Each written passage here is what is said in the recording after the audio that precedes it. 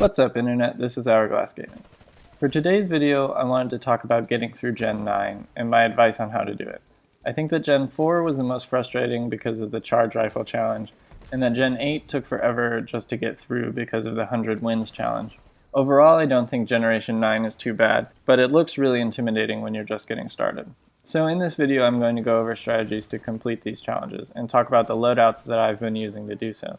These loadouts will primarily focus around attrition and last Titan standing, because those are the two modes that I play the most. If you play other game modes, then you'll want to cater the loadouts to a playstyle that fits with those modes better. The first challenge is MVP. You need to be the top ranked player on your team for 50 games. Depending on how good you are, this might be a real challenge, or if you're a monster, it might be something you accomplish in just 50 games.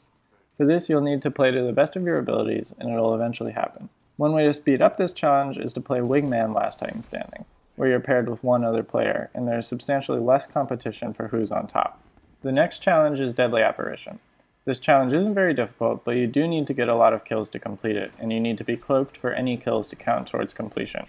There are a few ways to go about this. The first is to simply keep playing, but with this challenge in mind. Use the Ghost Squad and active camo burn cards as much as possible. Before you slaughter a group of grunts, cloak and hit them with a grenade or satchel charge, and that will allow you to get a few kills while remaining invisible. Completing this challenge might take a while, but it won't make you a less effective member of your team. The other way to play is to ignore the game type that you're playing entirely. Avoid enemy pilots and enemy titans.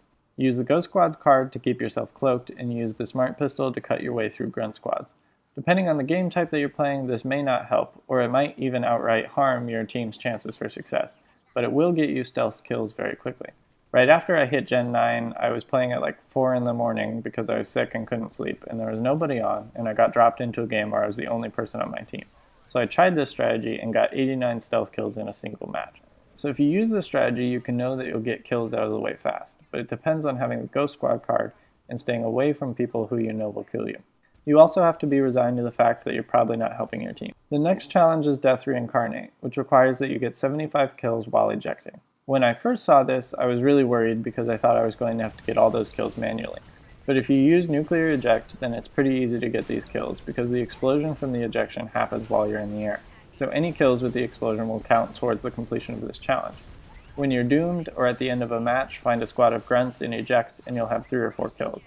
Add to that the occasional grenade or satchel charge kill in the air, and this challenge isn't too difficult. It's unfortunate because I really despise nuclear ejection. I think it's a lame and petty way to get kills, particularly if you pair it with auto eject, but it's the only way to efficiently complete this challenge. The next challenge is Disarmed, which requires that you get 25 terminations as an ogre. This is where we're going to start getting into discussions of loadouts. So for this gen, you'll want to play as an ogre for at least as long as it takes to complete this challenge. After that, you can use whatever chassis you prefer. For the ogre loadout, I'd run with the XO16 chain gun with extended mags. This will allow you to work on the chain gun critical hits you need for this generation. For your tactical ability, go with the particle wall. For ordnance, use the cluster missile. And then for kits 1 and 2, use nuclear ejection and survivor respectively. How to play this loadout is going to depend on your engagement distance. If you're attacking targets at long range, you're going to want to deploy your particle wall. Then a few things might happen. They'll deploy a particle wall, and in that case you'll want to move to cover because your wall will drop before theirs, and then they'll have a second or two to fire at you before theirs goes down. Another possibility is that they'll go for cover. If they don't have a particle wall and they don't think they can beat you, then they're going to disengage and try to fight you on more ideal ground at a later time. The last possibility is that they charge you, and this is your ideal outcome. If you set up your particle wall at a choke point, then you know exactly where they'll be coming through. Once they commit, fire your cluster rocket in their path, and as they try to come through your particle wall, punch them. The ogre does 1,875 damage with a punch, so you're hitting them for a massive amount of damage when they come through the wall. At this point you'll be very close, so if you win the engagement, you can go for the termination kill and get a point towards Disarmed, and if you lose, then you can nuclear eject and hopefully get a kill for Death Reincarnate. It's also possible that you'll start the engagement at close range. And if this is the case, then you'll want to get as close to your enemy as possible, while using the chain gun and your punches to bring them down. Now you might be wondering about the choice to take Survivor for my Tier 2 kit instead of Big Punch. If I'm relying so much on punches, then why wouldn't I want that? The point of taking Survivor for this loadout is to allow the time you need to get into position to nuclear eject near a group of minions. Since this loadout is trying to cover a lot of the Titan-based challenges for this gen level, I think going with Survivor is a better kit option than with the Big Punch. Critically conditioned for the XO16 isn't very difficult, it just requires some time with the weapon, which you'll have if you're working on other challenges for this generation. Critically conditioned for the Plasma Railgun, however, is a different story. Gen 9 requires that you get 50 critical hits with the Plasma Railgun. This is one of the more difficult and time-consuming challenges of this gen level. To complete this challenge, I recommend a specific loadout built around the railgun, and that you use this loadout in Last Titan Standing. This will maximize the amount of time you spend shooting at Titans with the railgun. For this loadout, you'll want to use the Strider. This chassis will allow you to gain advantageous firing positions and to relocate quickly. If your enemy gets too close, you can dash out and put some distance between yourself and them. The Plasma Railgun works like a sniper rifle for Titans, and in Titan combat, mobility is paramount, even for a sniper loadout. So you'll obviously want to take the Plasma Railgun as your weapon, but you'll want to take the instant shot modification for it. This will ensure that when your enemy's shields go down, you can get as many critical hits as possible while you have the chance. For the tactical ability, go with the particle wall again.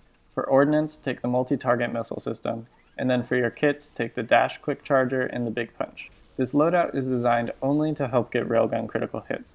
You won't be working on anything else while you do this. You might wonder why not just use the Ogre with the railgun and take nuclear eject to make progress on those challenges. The reason why I don't think you should do this is that the railgun is a difficult and unforgiving weapon to use. It can be extremely powerful in the right hands, but if you don't pay attention to the mechanics of the weapon and how it relates to other parts of the game, then it's going to be very difficult to succeed with. A successful railgun loadout has to take advantage of every asset available, and can't squander any resources on secondary goals. For this loadout, you'll want to set up somewhere with long sight lines where you can engage your enemies at range. Once they start firing at you, drop your particle wall. Once their shields are down, use the multi-target missile system to keep their shields down while firing small groups of missiles. This will give you a steady stream of consistent damage to keep their shields down, and give you as much time to get critical hits as possible. The dash quick charger will give you greater mobility, and the big punch will give you an edge if your enemy gets close. If they do get close, do not stop moving. The Strider depends on not being hit, and not being hit means you always have to be on the move. The Plasma Railgun is a difficult weapon to use, and it takes time to get accustomed to, but once you get the hang of it, you'll find that it can be an effective class. Now, we're finally on to pilot weapon challenges.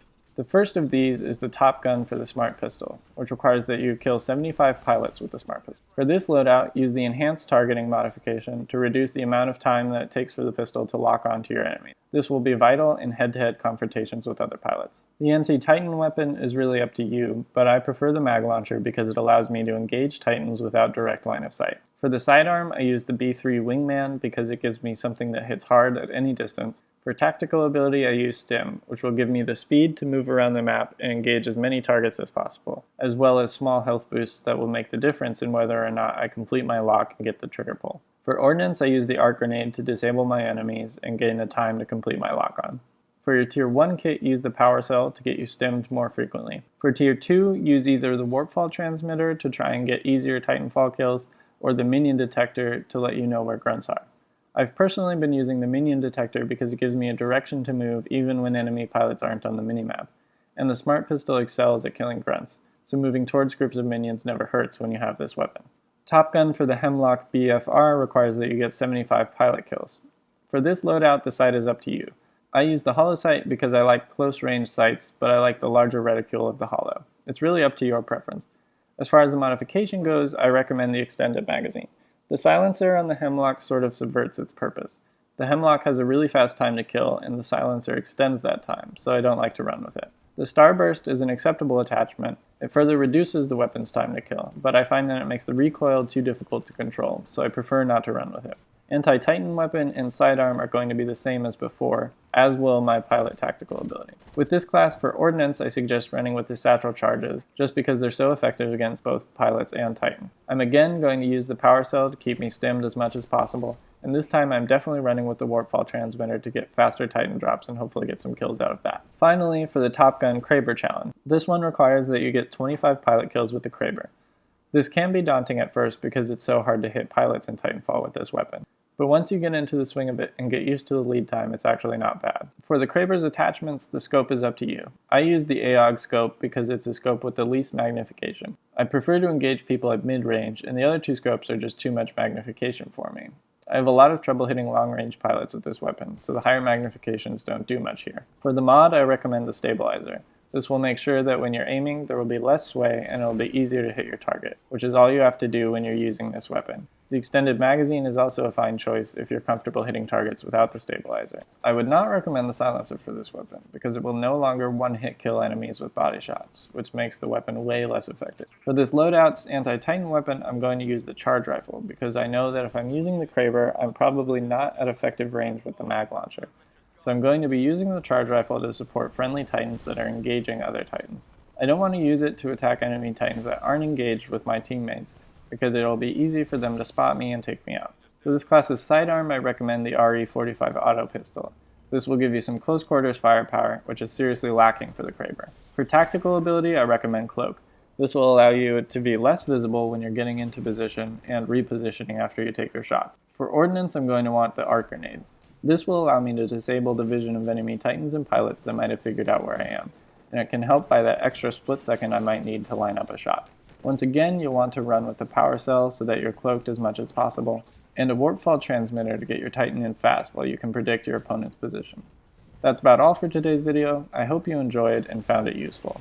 As always, if you'd like more Titanfall gameplay and commentary, don't forget to like and subscribe. Thanks for watching, and I'll see you next time.